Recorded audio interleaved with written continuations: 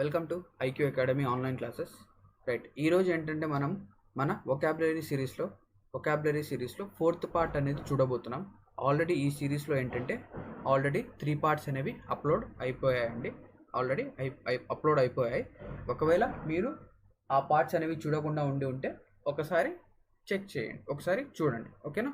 Right, first ఏంటంటే ఈ సిరీస్లో మనం ఏం చేస్తున్నామంటే ప్రతి ఒక్క వీడియోలో 5 వర్డ్స్ అనేవి డిస్కస్ చేస్తున్నాం. ఇప్పుడు కూడా 5 వర్డ్స్ అనేవి డిస్కస్ చేద్దాం. Right, first of all first word ఏంటంటే యాబ్స్కాండ్. యాబ్స్కాండ్కి మీనింగ్ ఏంటి అంటే టు ఎస్కేప్. ఒకసారి చూడండి. రైట్, యాబ్స్కాండ్ నుంచి నేనేం తీయచ్చు బయటికి నేను తీయచ్చు. రైట్, ఒకవేళ సిఓఎండి నేనేం చేస్తానంటే ఏబిఎస్ సిఓఎండి కదా, నేనేంటంటే సిఓఎండి అనేది చూస్తాను. రైట్, ఒకవేళ సి ప్లేస్లో బి ఉంటే ఏముంటుందండి? ఏమవుతుంది? బాండ్ అవుతుంది. రైట్, ఒకవేళ యాబ్స్కాండ్ అనేది లాస్ట్ 4 లెటర్స్లో సి ప్లేస్లో బి ఉంటే బాండ్ అనేది అవుతుంది. రైట్, బాండ్ అనే వర్డ్ వినగానే నాకేం గుర్తొస్తుంది? బాండ్ అనే వర్డ్ వినగానే నాకు జేమ్స్ బాండ్ అనేది గుర్తొస్తుంది. రైట్, ఏం చేశాను? ఫస్ట్ ఆఫ్ ఆల్ యాబ్స్కాండ్లో లాస్ట్ 4 లెటర్స్ తీసుకున్నాను. లాస్ట్ లెటర్ అంటే సి అనే లెటర్ కాకుండా బి అనేది ఉంటే ఏముంటుంది? బాండ్ అవుతుంది. రైట్, బాండ్ అనేది చూడగానే నాకేం గుర్తొస్తుంది? జేమ్స్ బాండ్ అనేది గుర్తొస్తుంది. ఒకవేళ రైట్, ఇక్కడ నుంచి ఎలా గుర్తుపెట్టుకోవాలి అంటే రైట్, ఇప్పుడు చూడండి, జేమ్స్ బాండ్ అనే పర్సన్ ఎలాంటి క్రిటికల్ సిచ్యువేషన్లో అయినా, ఎలాంటి మిషన్లో అయినా, ఎవరి దగ్గర చిక్కుకుపోయినా కూడా ఏం చేస్తాడంటే పారిపోయి వచ్చేస్తాడు. అంతే కదా, తప్పించుకొని వచ్చేస్తాడు లేదా పారిపోయి వచ్చేస్తాడు. అలాంటి ఇది అన్నమాట. రైట్, ఇలాగ గుర్తుపెట్టుకోవచ్చు. ఓకేనా? రైట్, యాబ్స్కాండ్ నుంచి ఏం చేయొచ్చు? యాబ్స్కాండ్ జేమ్స్ బాండ్ ఏం చేస్తాడు? ప్రతి సిచ్యువేషన్లో కూడా, ఏ సిచ్యువేషన్లో అయినా కూడా తప్పించుకొని పారిపోయి రాగలడు. ఓకేనా? దీని తర్వాత నెక్స్ట్ వర్డ్ ఏంటి అంటే అబ్రిడ్జ్. అబ్రిడ్జ్కి మీనింగ్ ఏంటి అంటే to shorten without losing meaning. అంటే ఏంటి? ఏదైనా ఒక వస్తువుని కానీ లేదా ఒక సెంటెన్స్ని కానీ ఏంటంటే తక్కువలో చెప్పడం అండ్ దాని యొక్క మీనింగ్ అనేది వెళ్ళకూడదు. లేదా దానికి ఇంకో సినోనిమ్ ఏంటి అంటే కట్ షార్ట్. కట్ షార్ట్ అంటే తక్కువలో చెప్పడం. ఓకేనా? తక్కువలో చెప్పడం. రైట్, నేనేంటంటే అబ్రిడ్జ్ చూడగానే నాకేం గుర్తొస్తుంది? ఫస్ట్ ఆఫ్ ఆల్ బ్రిడ్జ్ అనేది ఖచ్చితంగా ఉంది. ఇక్కడ BRIDGE బ్రిడ్జ్ అనేది ఉంది. దాని తర్వాత ఏ అనేది కూడా ఉంది కదా, ఏ కూడా రాయండి. ఏ బ్రిడ్జ్. రైట్, ఇది a bridge. Right, first of all చూడండి, ఇక్కడ బ్రిడ్జ్ అనేది ఎందుకు యూజ్ చేస్తామండి? మనం బ్రిడ్జ్ అనేది ఎందుకు యూజ్ చేస్తాం? ఒక చోటు నుంచి ఇంకొక చోటుకి ఈజీగా ట్రాన్స్పోర్టేషన్ కోసం. రైట్, ఫర్ సపోజ్ ఇక్కడ ఏంటంటే కింద నీళ్ళు ఉండొచ్చు లేదా రోడ్ అనేది బంపీగా ఎలాగోలా ఉండొచ్చు. రైట్, ఆ బంపీ రోడ్ని అవాయిడ్ చేయడానికి లేదా ఆ వాటర్ని అవాయిడ్ చేయడానికి ఇంకా కన్వీనియంట్ కోసం వెళ్ళడానికి ఏంటంటే ఇది యూజ్ చేస్తాం. రైట్, ఏదైనా ఒక బ్రిడ్జ్ అనేది ఏం చేస్తుందంటే రెండిటి మధ్య ఏంటంటే డిస్టెన్స్ని తగ్గించేస్తుంది. ఒకవేళ ఆ బ్రిడ్జ్ అనేది లేకపోతే ఏం చేయాలి? మనము మొత్తం తిరుక్కోవాలి. ఇప్పుడు ఫర్ సపోజ్ ఇక్కడ చూడండి. రైట్, ఇక్కడ ఏంటంటే ఇదొక ఐలాండ్. ఈ రెండు ఐలాండ్స్కి మధ్య ఇదొక్కటే బ్రిడ్జ్. ఒకవేళ ఈ బ్రిడ్జ్ లేకుండా ఉంటే వాళ్ళు ఏం చేయాలంటే మొత్తం తిరుక్కొని వేరే ప్లేస్లో నుంచి రావాలి. అదే ఈ బ్రిడ్జ్ ఉండడం వల్ల ఏమైందంటే వాళ్ళకు డిస్టెన్స్ అనేది చాలా తక్కువ పడుతుంది. ఓకేనా? డిస్టెన్స్ అనేది చాలా తక్కువ. అంటే అబ్రిడ్జ్ నుంచి నేను ఏం తీసాను? అబ్రిడ్జ్ నుంచి బ్రిడ్జ్ అనేది ఏం చేస్తుందంటే రెండు ప్లేసెస్ యొక్క డిస్టెన్స్ని చాలా మినిమంలో ఉంచుతుంది, లేదా రెండు ప్లేసెస్ని చాలా జాయిన్ చేయడంలో చాలా హెల్ప్ఫుల్గా ఉంటుంది. ఓకేనా?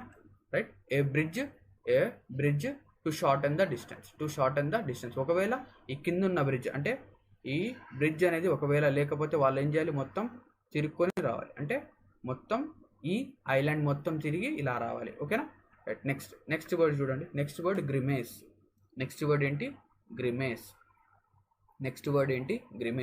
గ్రిమేస్కి మీనింగ్ ఏంటి అంటే డిసప్పాయింటెడ్ లేదా డిస్గస్ట్.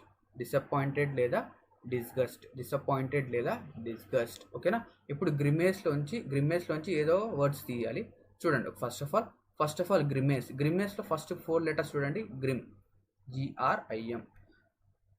గ్రిమ్ నెక్స్ట్ ఇక్కడ చూడండి, లాస్ట్ 4 వర్డ్స్ చూడండి.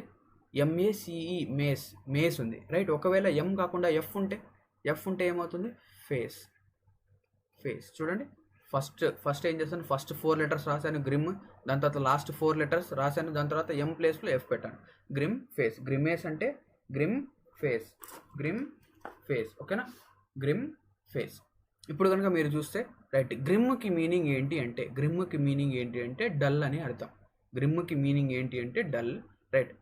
ఎవరైనా ఒక పర్సన్ గ్రిమ్ అంటే డల్ ఫేస్ పెట్టుకున్నారంటే డల్గా ఫేస్ పెట్టుకున్నారంటే ఆ పర్సన్ ఎలా ఉంటారు? డిసప్పాయింటెడ్గా ఉంటారు. ఓకేనా, డిసప్పాయింటెడ్గా ఉంటారు. అంటే ఇక్కడ చూడండి, ఇక్కడ ఈ అమ్మాయి ఏంటంటే చాలా డిసప్పాయింటెడ్గా ఉంది. ఎలాంటి ఫేస్ పెట్టింది? డిసప్పాయింట్మెంట్ యొక్క ఫేస్ అనేది పెట్టింది. మనం ఏం చేసాం ఇక్కడ? గ్రిమేస్ అనే వర్డ్లో నుంచి MACEలోంచి ఫేస్ అనేది బయటికి తీసాం. గ్రిమ్ అంటే డల్ అని అర్థం, రైట్. గ్రిమ్ ఫేస్ అంటే డల్ ఫేస్గా ఉంటే డిసప్పాయింటెడ్ అని అర్థం, రైట్. గ్రిమేస్లోంచి గ్రిమ్ ఫేస్. ఓకేనా, రైట్. నెక్స్ట్ 19th సెరిబ్రేషన్ అనే వర్డ్ చూడగానే, సెరిబ్రేషన్కి మీనింగ్ ఏంటి అంటే ఎగ్జాక్ట్గా థింకింగ్ డీప్లీ, రైట్. సెరిబ్రేషన్ అనేది చూడగానే నాకు గుర్తొచ్చేది ఏంటి? ఫస్ట్ ఆఫ్ ఆల్ సెరిబ్రమ్, అదే కదా, సెరిబ్రమ్. ఓకేనా, సెరిబ్రేషన్ అనేది చూడగానే నాకు గుర్తొచ్చేది ఏంటి? సెరిబ్రమ్ అనేది ఏంటి? సెరిబ్రమ్ అనేది మన బ్రెయిన్లో ఒక పార్ట్, బ్రెయిన్లో ఒక లార్జర్ పార్ట్. ఓకేనా, బ్రెయిన్లో ఒక లార్జర్ పార్ట్ అనేది సెరిబ్రమ్. ఓకేనా, రైట్. ఇక్కడ చూడండి, సెరిబ్రేషన్ అంటే సెరిబ్రమ్ గుర్తొచ్చింది. సెరిబ్రమ్ అంటే బ్రెయిన్, రైట్. మనం బ్రెయిన్ అనేది దేనికి యూజ్ చేస్తాం? మేజర్లీ మన బ్రెయిన్ అనేది దేనికి యూజ్ చేస్తాం? ఆలోచించడానికి కదా, థింక్ చేయడానికి, రైట్. సెరిబ్రేషన్ నుంచి సెరిబ్రమ్ అనేది గుర్తొచ్చింది. సెరిబ్రమ్ అంటే ఏంటి? మన బ్రెయిన్లో ఒక లార్జర్ పార్ట్. మన బ్రెయిన్ అనేది ఎప్పుడు యూజ్ చేస్తాం? మన బ్రెయిన్ అనేది ఎక్కువగా దేనికోసం యూజ్ చేస్తాం? ఆలోచించడానికి, రైట్. ఇక్కడ చూడండి, ఈ బ్రెయిన్ అనేది మనం ఎక్కువగా దేనికి యూజ్ చేస్తాం? చదువుకోవడానికి, లేదా ఆ చదవడం అంటే కూడా ఆలోచించడమే కదా, ఇంకా అర్థం చేసుకోవడం. ఓకేనా, రైట్. సెరిబ్రమ్, దాని తర్వాత బ్రెయిన్, దాని తర్వాత థింకింగ్. ఓకేనా, రైట్. నెక్స్ట్ లాస్ట్ వర్డ్ అండి. లాస్ట్ వర్డ్ చూస్తే ఐరేట్. ఇక్కడ చూడండి, ఐరేట్కి మీనింగ్ ఏంటి అంటే గ్రేట్ యాంగర్ ఆర్ ఫ్యూరియస్, లేదా యాంగ్రీ ఆర్ ఫ్యూరియస్ అని కూడా చెప్పొచ్చు, right. Angry or furious, right. ఇప్పుడు నేనేం చేస్తానంటే ఈ ఐరేట్ని ఏంటంటే ఐరేట్ అని మల్టిపుల్ టైమ్స్ చెప్పుకుంటూ వెళ్తే, రైట్. ఏంటంటే మల్టిపుల్ టైమ్స్ రిపిటేటివ్ మోడ్లో చెప్తూ వెళ్తే నాకు లాస్ట్కి ఏంటంటే ఎలా పలుకుతానంటే నేను ఐ రెడ్ అదేగా చదువుతూ వెళ్తే ఐరేట్ అని, రైట్. కొన్ని రెపిటేటివ్ మోడ్లో చదువుకుంటూ వెళ్తే లాస్ట్కి ఏంటంటే నాకేం ఎలా ప్రొనౌన్స్ చేస్తానో I read RED red, right. ఈ ఐ అనేది కూడా ఎలా రాయొచ్చు? EYE కూడా రాయొచ్చు కదా, ఐ రెడ్. ఇప్పుడు చూడండి, ఒక పర్సన్ ఐ రెడ్ అయిపోయింది అంటే అతని కళ్ళు ఎర్రబడిపోయాయి. అంటే కళ్ళు అనేవి ఎప్పుడు ఎర్రబడతాయండి? ఒకటి కోపం వచ్చినప్పుడు, లేదా కంట్లో ఏదైనా నలక పడినప్పుడు, అంతే కదా, రైట్. ఫస్ట్ ఆఫ్ ఆల్ ఏం చేస్తాను నేను? ఐరేట్ నుంచి ఐరేట్ అనేది మల్టిపుల్ టైమ్స్ రిపీట్ చేస్తూ వెళ్ళాను. రిపీట్ చేస్తూ వెళ్తే నాకు ఏమొచ్చింది? ఐ రెడ్ అని వచ్చింది. దాని తర్వాత ఐ రెడ్ అంటే కళ్ళు ఎప్పుడు ఎర్రబడతాయి అంటే కోపం వచ్చినప్పుడు. కళ్ళు ఎప్పుడు ఎర్రబడతాయి? కోపం వచ్చినప్పుడు కళ్ళు అనేవి ఎర్రబడతాయి, రైట్. ఇక్కడ గ్రేట్ యాంగ్రీ ఆర్ ఫ్యూరియస్. ఇక్కడ మీరు చూస్తే ఇక్కడ, రైట్, ఒక రెడ్ పక్షి ఉంది. ఆ పక్షి యొక్క కళ్ళు కూడా చాలా కోపంతో ఎర్రబడిపోయాయి కాబట్టి ఇతను చాలా యాంగ్రీగా ఉంటున్నాడు. అంటే ఇతను ఐరేటెడ్గా ఉన్నాడు అంటే చాలా యాంగ్రీగా ఉన్నారు, రైట్. ఇక్కడ ఐ రెడ్ అనేది రెడ్గా అయిపోయింది, రైట్. ఇంతటితో మనం ఏంటంటే ఈ వీడియో అనేది కంప్లీట్ అవుతుందండి, right. Thanks for watching this video అండి. మీకు ఈ వీడియో కనుక నచ్చినట్లయితే లైక్ చేయండి.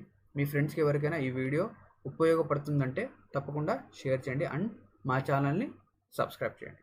థ్యాంక్స్ ఫర్ వాచింగ్ అండి.